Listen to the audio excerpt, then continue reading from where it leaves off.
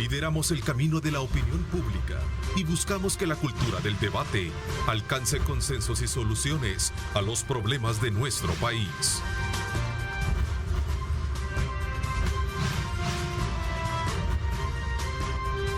Diálogo con Ernesto López. Son las 6 de la mañana con 31 minutos, 6 de la mañana 31 minutos. Qué placer enorme saludarles a ustedes. Gracias por continuar con nuestra programación. Venimos de las noticias y vamos inmediatamente en hora y media a conocer temas importantes del país desde la perspectiva de nuestros invitados. En la primera parte hemos girado la invitación para Jaime Guevara, el diputado del partido FMLN y jefe del grupo parlamentario, a quien le doy la más cordial bienvenida. Gracias por acompañarnos, diputado. Don Ernesto, muy buenos días. Un gusto estar aquí con ustedes. Un saludo al pueblo salvadoreño. Y bueno, estamos aquí después de una rica tormenta en la noche. Sí. Por cierto, lamentar ahí, estaba viendo unas imágenes ahí por Ilopango de un bus que quedó atrapado por las inundaciones. Lamentablemente todavía estamos en un país con muchísima vulnerabilidad y ese es el reflejo, una tormenta de un par de horas, la capacidad de poner en riesgo a la familia salvadoreña. En definitiva, anoche fue una fuerte tormenta que azotó gran parte del territorio y sobre todo también impactó mucho, como lo decía Jaime, en el sector de del Gran San Salvador, y esto trajo consigo las consecuencias, pero siempre hay que tener las precauciones debido a que estamos en la época invernal. El día de ayer el Departamento de Estado conoció ya de nuevos nombres que se adhieren a la lista Engel de los Estados Unidos, en los cuales desde luego involucra a los magistrados de la Sala de lo Constitucional que han sido electos en esta administración. Hablamos desde la presidencia y el resto de magistrados. La encargada de negocios de Estados Unidos en El Salvador, James May, calificó las actuaciones de los magistrados de la Corte, incluidos ayer en la lista Engel, como acciones que socavan la democracia en El Salvador, algo a lo que el presidente de la República, el señor presidente de la República, dijo que esta lista de alguna manera sigue sin incluir miembros activos de la oposición y por tanto la calificó de estar contraria precisamente a lo que podría considerarse de ser más política que otra cosa, más que de corrupción. Decía el presidente en su cuenta de Twitter, vamos a colocarlo ahí también en pantalla para que veamos la actuación, la reacción del presidente, en la que sostenía precisamente que esta es una situación más política que de otra índole. Así es que eso es parte de lo que vamos a tener este día. Y decía, queda claro que la lista no tiene nada que ver con corrupción, sino que es pura política e injerencia de la más bajera, decía el presidente. Este es uno de los últimos acontecimientos. ¿Cómo lo están examinando en el contexto del trabajo legislativo que se tiene en la Asamblea por parte del FMLN? Bueno, esto es lo que nosotros veníamos en reiteradas ocasiones insistiendo, la laceración de las relaciones que se tiene prácticamente por los discursos que se generan por parte de este tipo de funcionarios con el país del norte. Por supuesto, lo que ayer fue noticia, la incorporación de estos magistrados a esta lista, es algo de que no necesariamente tenemos que acudir a la lista para reconocer que estas personas son antidemocráticas, fueron de alguna manera impuestas por el presidente y que responden a la agenda política del presidente y su grupo cercano. Ya ahora con lo de la lista Engel, pues por supuesto ratifica lo que aquí ya se sabía. Es un tema que de alguna manera viene a lacerar las relaciones que se tienen con este país. Sin duda va a tener repercusiones porque ya, de hecho en nuestro país nosotros no tenemos un embajador. No se cuenta con un embajador o embajadora del gobierno de los Estados Unidos. Simplemente han encargado a alguien que esté ahí en el tema de los negocios. Esto es una muestra de la debilitamiento que se tiene con las relaciones con este gobierno. Una de las situaciones que se ha generado acá es, y tiene que ver muchísimo con nombres que corresponden precisamente a lo que hoy en día se tiene con la nueva elección de la Asamblea Legislativa. Y el presidente lo califica, lo decía, de manera injerencista y también bajera. ¿Qué piensas al respecto? Yo creo que en el papel que él tiene, y obviamente están señalando a funcionarios de su gobierno, y prácticamente están señalando a este tipo de funcionarios que fueron impuestos por la Asamblea Legislativa, particularmente los diputados de Nuevas Ideas. Y todo ese proceso que no fue el adecuado, que lo hemos señalado en reiteradas ocasiones, de alguna manera es lógico que el presidente de la República va a tener esa conducta, va a tener esa postura. Y no solamente con este tipo de funcionarios o con la Nación del Norte, lo vemos también con las distintas organizaciones, con las distintas instituciones en el país y fuera del país también.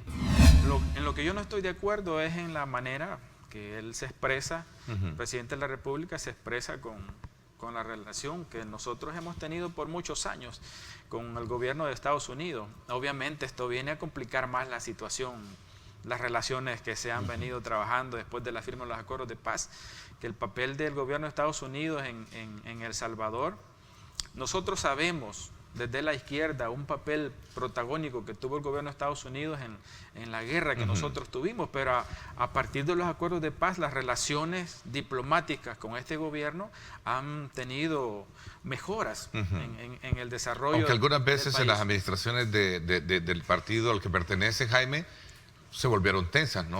Hubo en su momento también. Claro, sí, siempre ha habido... Y el tema de la injerencia siempre fue también una palabra utilizada en gobiernos anteriores, ¿no? Nosotros como país soberano, como pueblos soberanos, siempre hemos estado en contra de las injerencias, todas las políticas que tienen que ver con injerencias de parte de la gran nación, y no solo en El Salvador, sino que a nivel internacional, nosotros las cuestionamos y las vamos a seguir cuestionando. Vámonos a la Asamblea Legislativa, diputados, a conocer desde luego los temas que han estado ocupando la agenda. Y sin duda alguna voy a comenzar en primer lugar a conocer, porque es la primera vez que estamos desde que se nombra al frente de la coordinación del grupo parlamentario, y conocer desde luego cuál ha sido la experiencia que se recoge con todo este trabajo nuevo en la Asamblea Legislativa. ¿Existe o no existe? ¿Hay comisiones, digamos, incorporación en el trabajo? ¿Cómo se puede hacer una evaluación a la fecha con relación a la presencia de una fracción bastante menor a la que se tenía anteriormente en la fracción del FMLN? Correcto. Bueno, efectivamente, de todas las comisiones que integran la Asamblea Legislativa, nosotros como diputados del FMLN participamos en 11 comisiones.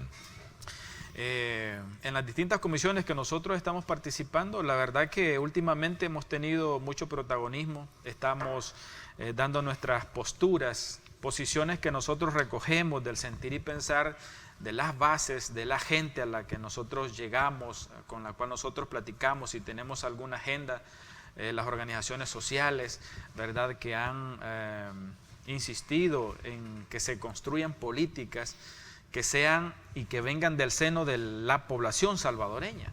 Tal es el caso del agua, el tema por ejemplo, en las comisiones donde yo estoy, en el tema de los veteranos excombatientes, que es una deuda que ellos han estado en este país, una deuda pendiente, con una ley que ya se cuenta, pero que necesita muchísimas reformas. El tema de algunas leyes que se están creando también en la Comisión de Trabajo, que tiene que ver con agentes de seguridad privada, y todo ese tipo de leyes que se están haciendo, que de alguna manera nosotros tenemos una participación activa. ¿Y qué alcance tiene la voz de ustedes frente a esa denuncia, sobre todo cuando se trata de establecer parámetros que vengan de alguna manera a revertir el caso del Bitcoin, como lo vimos expresado en la marcha del 15 de septiembre, y por supuesto también basado en algunos principios que tienen que ver con la adopción de medidas como de nuevas leyes, como por ejemplo el caso de la ley de agua? Bueno, viene ya y vamos a hablar un poco sobre el anuncio hecho sobre el tema de la reforma de pensiones, Jaime. Sí, correcto. Bueno, en este caso nosotros desde el punto de vista de números, nuestro papel es, pudiéramos decirlo así, no tiene peso. Okay. No tiene peso desde los números, pero desde la voz y que también esto es muy importante y lo hemos aprendido ahora con este grupo de diputados, ¿verdad?, que es bastante reducido, pero hemos aprendido, estamos aprendiendo con el pueblo de que también la voz es importante y utilizamos el espacio como una tribuna para denunciarle al gobierno, a los diputados, de las políticas que van a afectar a la población. Estamos señalando, pero también ocupamos el espacio para poder compartir con la gente, para poder decirle a la gente, mire, se están discutiendo estos temas, en esto creemos que puede afectarle, dennos su opinión, sus comentarios, y extraemos todas esas aportes que nos hace la ciudadanía donde nosotros vamos, pues estamos yendo, tenemos una agenda territorial también. Hemos hablado con los 8 diputados, incluyendo los suplentes, que hay que ir al territorio, hay que estar con la gente, escuchándole, tomando nota, porque hay muchas leyes de estas que al final perjudican enormemente a las grandes mayorías, como la misma ley Bitcoin. En este caso particular nosotros fuimos invitados a participar en esa marcha. Justamente yo estuve ahí, marché con el pueblo.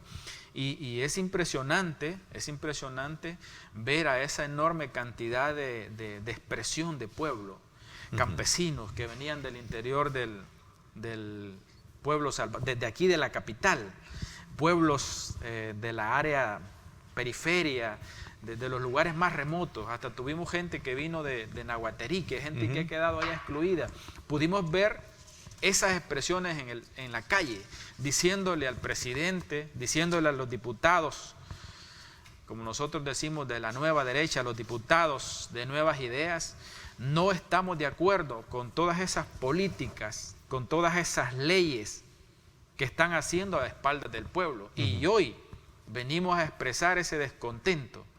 Aquí no ha habido, digamos, participación o promoción de parte de los partidos de oposición. Ha sido una iniciativa exclusiva del pueblo organizado que ha salido a las calles y ha dicho, no estamos de acuerdo, presidente, retráctese, póngale atención a lo que el pueblo está diciendo. Veamos un poquito en el contexto ya de lo que realmente planteaba el hecho de poderse manifestar con el tema de las reformas al sistema judicial, por ejemplo, a la carrera judicial, que ese es otro de los elementos que están ahí bajo la mirada, la discusión de, por ejemplo, los administradores de justicia están ahora también manifestándose, ¿verdad? El gremio de médicos también lo vimos ahí, diputado.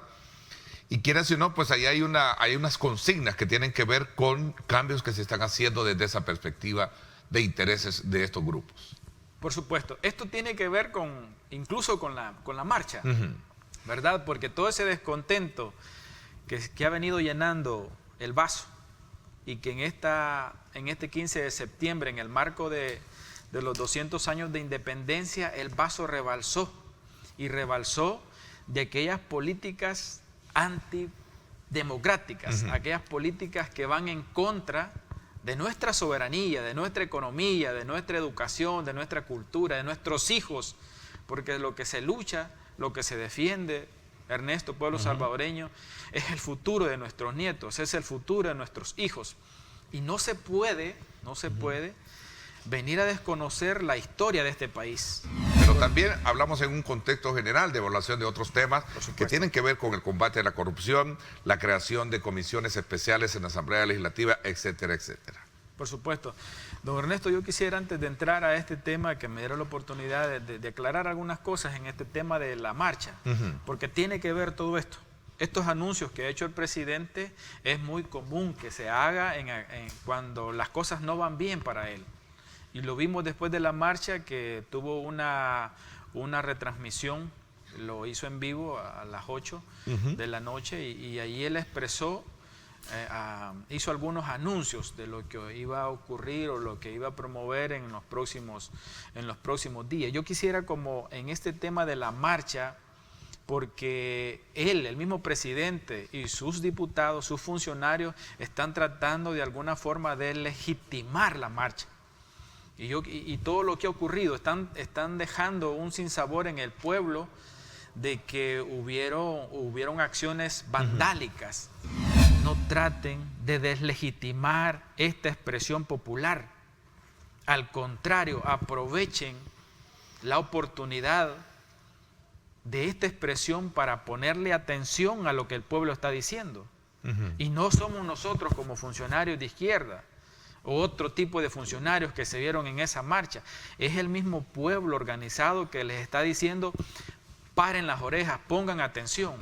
¿Me quiere decir que todo esto fue parte también de una, digamos, infiltración y provocación, más allá de lo que en su momento el gobierno sostiene, que todo esto también fue producto de lo que ya se podría esperar de grupos infiltrados, como dicen? Sí, por supuesto. Es curioso todos los escenarios que nosotros vimos. Okay. Y justamente en la marcha donde yo iba, nosotros vimos esto. Por eso contundentemente decimos: habían infiltrados. Por ejemplo, en el tema de pensiones. En el tema de pensiones. Que viene siendo como la ruta de necesidad de cambios que lo han hecho varios sectores y que la población obviamente está muy a la expectativa y de la cual gobiernos anteriores no han podido darle una solución. Se prevé que hoy, en este contexto y bajo esta mirada nueva que existe en la Asamblea Legislativa, sí se ejerce un cambio.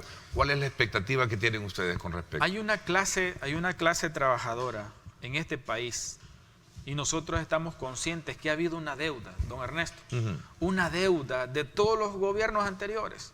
En el tema de pensiones ha habido una deuda. Y lo que aquí ocurre, nosotros estamos claros que también a partir de que las pensiones se privatizan, nosotros sabemos que cuando las cosas se privatizan, nada bueno trae para los sectores involucrados, y en este caso particular para los cotizantes, para el pueblo trabajador. Y desde que se optó por esa medida de privatización, nosotros hemos visto pensiones de hambre para la clase trabajadora. Puede ser que este tema de la reforma, del tema de las pensiones, vengan de alguna manera a generar algún agrado en la clase trabajadora, pero también hay que tener cuidado. Pueblo salvadoreño que cotiza, pueblo salvadoreño trabajador, hay que tener cuidado también, porque nuestras finanzas como pueblo salvadoreño también no están en condiciones como para poder hacer un tipo de reformas integrales. Gracias, Jaime, por habernos acompañado. A usted, don Ernesto, pueblo salvadoreño, un saludo y muchas gracias por la oportunidad. Cuando muchísimas gracias. Estamos a la orden. Quiero darle la más cordial bienvenida al ministro de Salud, el doctor Francisco Alaví, a quien siempre está atento a poder aceptar nuestras invitaciones para ponernos al día sobre esta situación. Ministro, bienvenido. Gracias por estar con nosotros. Muy buenos días, un placer poder estar acá y saludar a la población salvadoreña en este momento en el cual pues debemos seguir luchando contra esta pandemia del COVID-19, contra las enfermedades de salud pública que siempre son importantes tenerlas en cuenta y salir adelante en esta situación. Tenemos un incremento de casos, tenemos creo que el pico de la tendencia estadística como que parece ser que es el mayor que hemos tenido en los últimos meses. Segundo, después del primer oleaje, si lo queremos ver así, y segundo, en la cantidad de personas fallecidas también. Sí, hemos observado un incremento en la cantidad de casos. Nos encontramos en un momento en el cual se tienen 341 casos confirmados para el día 18, que ha sido el punto más alto que se ha alcanzado en este año. Eso es muy importante mencionarlo. Esto obedece evidentemente a una situación muy en particular que ha tenido congruencia con todos los países, y esa situación es la aparición de nuevas variantes, esas variantes de preocupación que nos alertan tanto porque precisamente estas variantes de preocupación tienen un efecto negativo en la población, y ese efecto negativo es que tienen o mayor virulencia o mayor transmisión, o los efectos de las vacunas, los biológicos, los tratamientos tienen menor capacidad de resolución. Ministro, el tema de los casos que se han logrado diagnosticar, ¿cuál es el estado de ellos? Porque también a la par tenemos una cifra de incremento, entiendo, según el último dato, no sé si ese es el último, pero el que yo conocí era que habíamos tenido casi alrededor de 18 o 20 personas que había incrementado el número de fallecidos por COVID. En este momento, para el día de ayer fueron 11, el día previo fueron 12 letalidades, ha habido un incremento, no 18 casos, pero sí... Ah, perdón, entonces era un dato que... Fue previo, probablemente, sí llegamos en algún momento en que alcanzamos esas cifras, pero eso fue en lo más duro de la pandemia. Yo creo que es muy importante el recalcar que esta enfermedad es letal, puede llegar a generar letalidades y complicaciones, pero hay que recalcarlo que a mayor facilidad de transmisión, hay mayor posibilidad de contagio de personas de grupos vulnerables. Definitivamente nos está golpeando. De verdad que nuestras muestras de condolencia para todas las familias salvadoreñas que han perdido a un familiar, que han perdido a una persona cercana en el marco de esta pandemia. Es duro, es difícil, sí, pero tenemos que salir adelante y tenemos que ganarle la batalla a esta enfermedad. Hay que recordar que esto está sucediendo en varias partes del mundo, incluso países en los cuales hay un proceso bastante avanzado siguen teniendo complicaciones ante el COVID porque es un virus que puede llegar y penetrar en todo el territorio, puede llegar y penetrar en todos los grupos etarios. Entonces es muy importante en que la población cumpla las medidas de bioseguridad. Si tenemos población vacunada, ¿por qué se están presentando casos? Muy buena pregunta. Primero porque se ha identificado que para poder disminuir la cantidad de casos, ojo con esto, eso es circulación.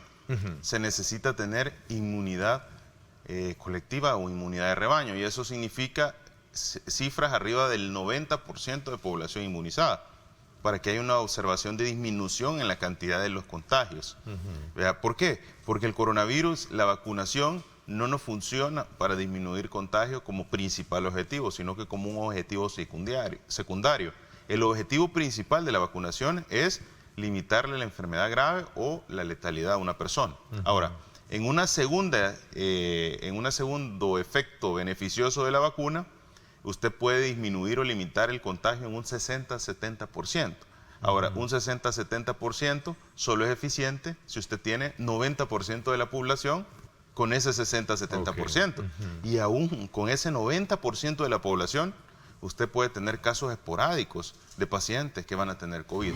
Entonces, debemos comprender que a pesar de que existe un proceso de vacunación, de que vamos a alcanzar la meta del 90%, el COVID va a formar parte de las enfermedades respiratorias y el COVID puede seguir teniendo ese potencial de letalidad en aquellos grupos vulnerables. Entonces debemos cumplir todas las medidas de protección y sobre todo consultar oportunamente. Yo creo que es muy importante el análisis que todas las ramas y todas las especialidades puedan tener, pero evidentemente esto no obedece a que por falta de información los casos se están incrementando. No hay que ir muy lejos. Todo se sabe a nivel internacional que esto es a consecuencia de las diferentes variantes. Sí. Y esto no solo está sucediendo en El Salvador. Probablemente si el caso fuera aislado, si fuera en el país, habría que identificar cuál es la situación que está poniendo al país en un incremento de casos. Pero evidentemente hay suficiente información a nivel internacional de la gravedad que pueden tener estas variantes. Le voy a hacer una pregunta a título personal, pero que sé que también cualquier televidente se la está haciendo con relación a ese punto. Si son personas que han sido vacunadas, las que están falleciendo, que creo que estadísticamente, creo que por ahí anda también el número, ¿será que las vacunas también no son efectivas? No, al contrario, las vacunas son 100% efectivas y tenemos que tener algo muy presente. Y esto sí, la población tiene que tener mucho cuidado en no caer en más desinformación de la que circula. La vacunación tiene un efecto positivo en la protección en el 100% de la letalidad ante el COVID como tal. Pero usted tiene que agregarle los factores, los complementos o comórbidos que puede tener un paciente que la vacuna no es efectiva. Por ejemplo, si usted es un paciente diabético que maneja 500 de glucosa en sangre, ¿verdad? Que no hay un control adecuado, la vacuna no le va a disminuir el azúcar. La vacuna lo va a proteger ante el COVID, pero si a usted le da COVID y tiene 500 de glucosa, la evolución de la enfermedad no va a ser favorable. Si bien es cierto, la vacuna lo va a proteger contra el COVID, no lo va a proteger de la diabetes. Ahora, evidentemente, un paciente que ya está vacunado, si inicia con sintomatología, el paciente debe consultar. No podemos darle chance, a pesar de que estamos vacunados, al hecho de decir, no me pasa nada. Si un paciente en el país en este momento, en un momento excepcional de salud a nivel mundial, inicia con un proceso respiratorio, forma parte del grupo vulnerable que son adultos mayores, que son personas con enfermedades crónico-degenerativas, personas con problemas pulmonares, independientemente esté o no esté vacunado, él debe de consultar oportunamente, porque de esta manera se pueden evitar cualquier tipo de complicaciones identificándolas a tiempo. Uno de los puntos que se está tocando, y quiero profundizar en esto porque El Salvador ha sido reconocido y eso es algo que nunca antes se había visto, específicamente los tratamientos dentro de la 59ª Asamblea de la Organización Panamericana, del Consejo de la Organización Panamericana, en la cual se están tocando varios puntos y en la cual se elige el comité ejecutivo. El Salvador por primera vez tiene la vicepresidencia de ese consejo en la Organización Panamericana de la Salud, que se lleva, y la selección de los representantes para 5 años, y con lo cual definitivamente es una alegría que se tome en cuenta El Salvador y a Ecuador como vicepresidentes en el marco de esta acción tan importante de la organización. Y se platicaba precisamente de los protocolos de tratamiento, de los protocolos en los cuales definitivamente se está observando un buen beneficio, pero también se observaba de aquellos tratamientos milagrosos que tratan de ofrecer una situación sanitaria mejor cuando realmente no tienen evidencia científica de peso. Ahora, muy importante el recalcar, la capacidad de los hospitales públicos y de los hospitales del Seguro Social vienen a servir de un apoyo, y definitivamente en un momento en el cual hemos observado un incremento, que hemos pasado de manejar 300 casos a manejar 700 casos en el Hospital de Salvador, no tenemos que esperar que tengamos el paciente número 1000 para activar los planes de emergencia o preparar las diferentes instituciones para el manejo de la pandemia. De nuevo, en el caso del hospital, entonces se tienen camas, hay oxígeno, no es que realmente estamos ya copados. No, se tienen camas, hay oxígeno, esa es la ventaja de tener un hospital que está diseñado específicamente para manejar cuidados intensivos, para manejar pacientes por esta enfermedad, que tiene la capacidad de poder abastecerse, de poder contar con lo necesario para poder tratar el total de sus camas con el medicamento, con el insumo necesario. Vuelvo a recalcar, el Hospital de Salvador no está al 100% de su capacidad, tiene camas hospitalarias para poder atender a la población. Sin embargo, ha habido un incremento importante, un incremento que ha pasado de tener una cantidad de 300 a 400 pacientes, que era lo que veníamos observando. ¿Y su capacidad es? Un incremento. Son cerca de un poco más de 1000 camas. 1000 camas. ¿Verdad? Entonces, eso es importante. A eso se le suma. Llegan los complicados, ¿verdad? No es que se van a cualquiera que no esté complicado. Llegan los complicados. Llegan los pacientes que requieren un tratamiento de moderado a severo en el tema médico. ¿Cómo se está viendo? ¿Nos puede llevar a algo más, a tomar medidas más drásticas, doctor? ¿Cómo se está viendo esta tendencia? Muy buena pregunta. Debemos comprender que ya existe un buen porcentaje de la población inmunizada. Esto es como punto fundamental. O sea, no es lo mismo observar los 341 casos que hoy estamos teniendo en el país, que hubiéramos tenido 341 casos 7, 8 meses atrás. Sin población vacunada. Es correcto. Entonces, definitivamente, los efectos van a ser mucho menores. Ahora, bueno, y dirá, pero mire, está incrementando los casos y el hospital se está llenando. Hay que tener en consideración también algo importante. El virus está cambiando y el virus genera mayor facilidad de transmisión. ¿Esto qué quiere decir? Si bien es cierto, la población puede llegar a enfermar, la mayor parte de la población vacunada, y esto es muy importante, va a poder salir con el tratamiento médico. Entonces, ¿qué debemos hacer? Seguir en ese equilibrio entre la ampliación de la inmunización, que es la vacunación, y el cumplimiento de las medidas de bioseguridad. Hay vacunas para los niños, o sea, se dio la luz verde para vacunar a niños de 2 años en adelante, pero también hay otras versiones que hablan de que no es conveniente, no está todavía científicamente comprobado que deben de vacunarse los niños arriba de los 2 años. En El Salvador la autorización o el inicio de la vacunación en los grupos etarios abajo de los 12 años ha partido de los 6 años, de 6 años en adelante, no de los 2 años.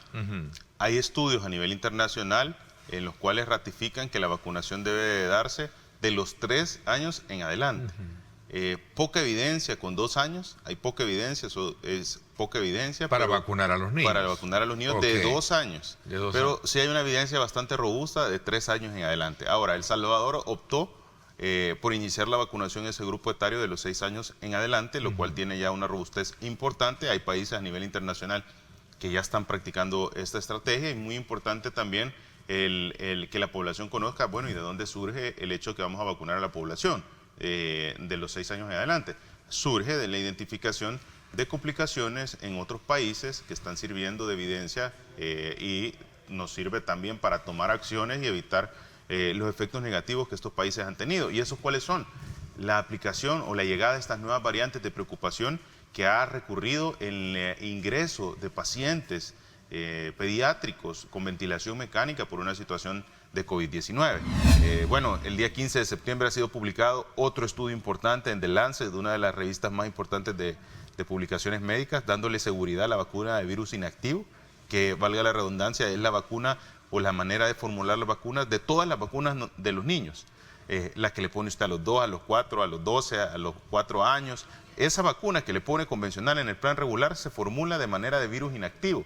Entonces, la vacunación que está teniendo resultados favorables son las vacunas de virus inactivo y las cuales ya tienen estudio. El día de ayer salió un comunicado por parte de Pfizer en la cual dice, bueno, mi vacuna es segura también para la población de los 5 años en adelante. Entonces, definitivamente hay suficiente evidencia científica y lo más importante, de esta manera usted protege la salud de su niño y, por supuesto, la salud de todo el núcleo familiar. El tamizaje es importante. Entiendo que están en Azacualpa. Este día estamos en Azacualpa, Chalatenango.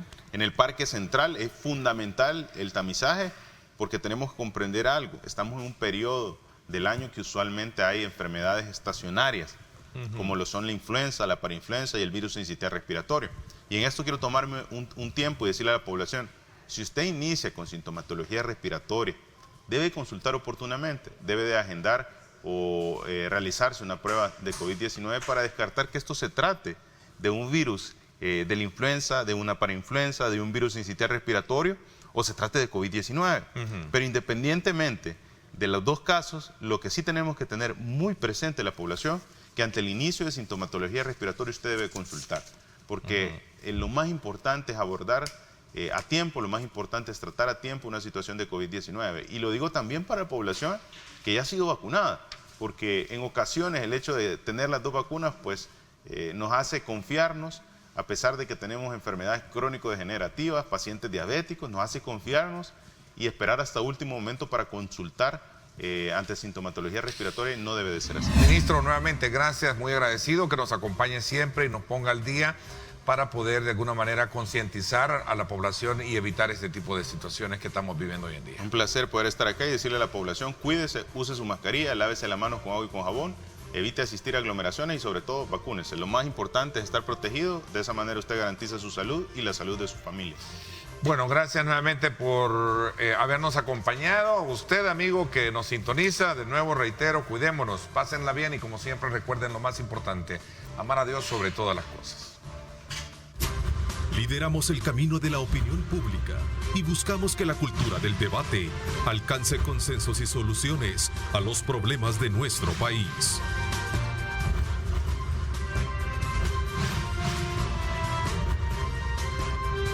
Diálogo con Ernesto López.